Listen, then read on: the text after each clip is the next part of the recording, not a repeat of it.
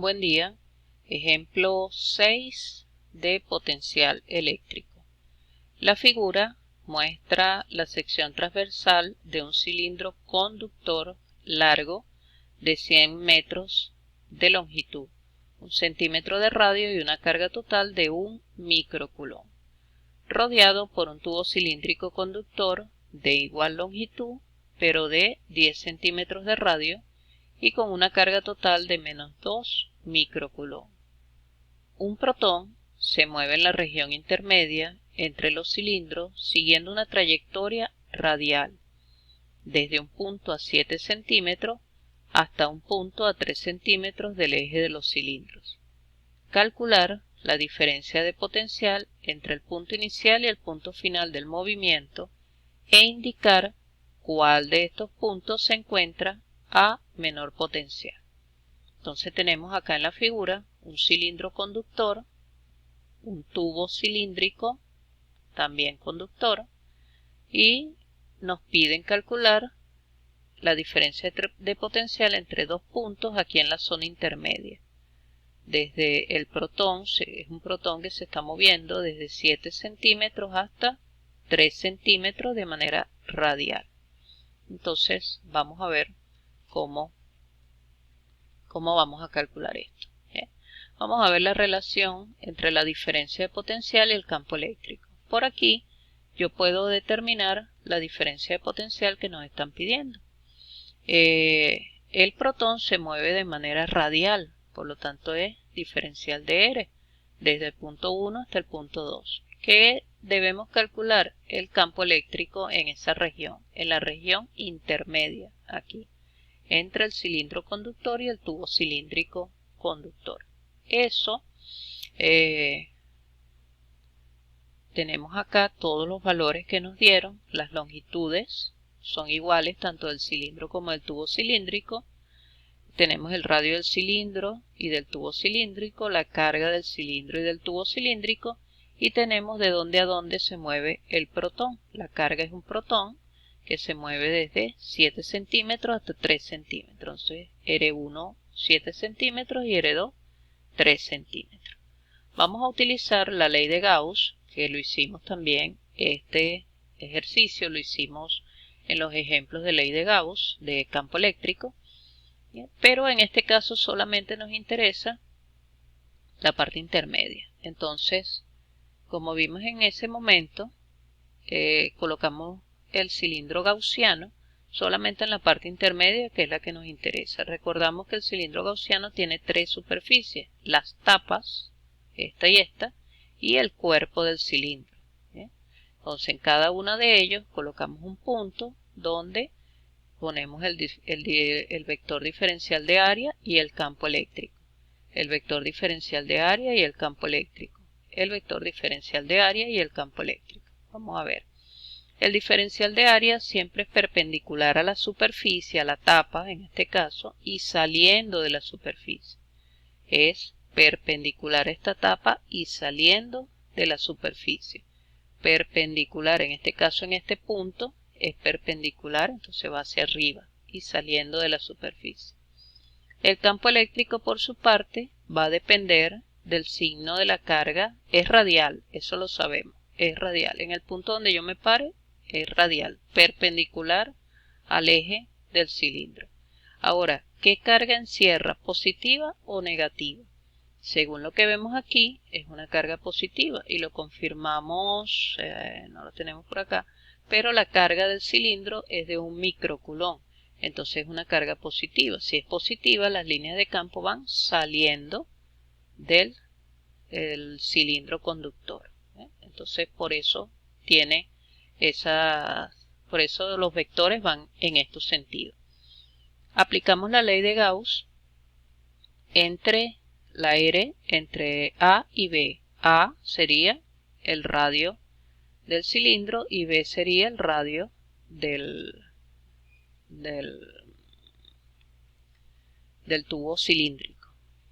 Entonces, aquí, como vimos en el ejercicio de campo eléctrico, solamente queda una integral, porque a pesar de que tenemos tres superficies, las dos tapas y el cuerpo del cilindro, esto es un ángulo de 90 grados y sabemos que la ley de Gauss es un producto escalar.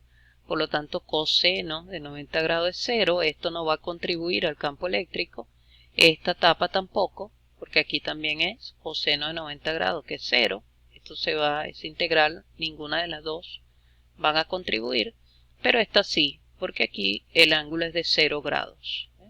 Entonces solamente permanece esta. De esta expresión nosotros vamos a calcular el campo eléctrico. El campo eléctrico de esta integral es diferencial de A, por lo tanto da a el área 3, que es el área del cuerpo del cilindro, pasa aquí dividiendo. Entonces el campo eléctrico sería Q entre epsilon sub 0. Recordamos que el área del cuerpo del cilindro es 2pi por R por L. R es el radio del cilindro, como es un cilindro gaussiano, es R minúscula, y la longitud del cilindro es L, la misma longitud tanto del cilindro conductor como del tubo cilíndrico. Entonces, la carga que está dentro del cilindro gaussiano es Q, y esa carga Q es la carga del cilindro. La carga del cilindro, que es 1 microcoulomb. Entonces tenemos la expresión del campo eléctrico. Con esa expresión del campo eléctrico, que es radial y saliendo, porque la carga del cilindro es positiva, con esa expresión entonces vamos a aplicar la ecuación que relaciona la diferencia de potencial con el campo eléctrico. Ya tenemos el campo eléctrico, por lo tanto podemos desarrollar esta integral y calcular la diferencia de potencial entre los dos puntos. Esta es la expresión del campo eléctrico que acabamos de obtener en la región que nos interesa y hacemos las sustituciones, ¿no?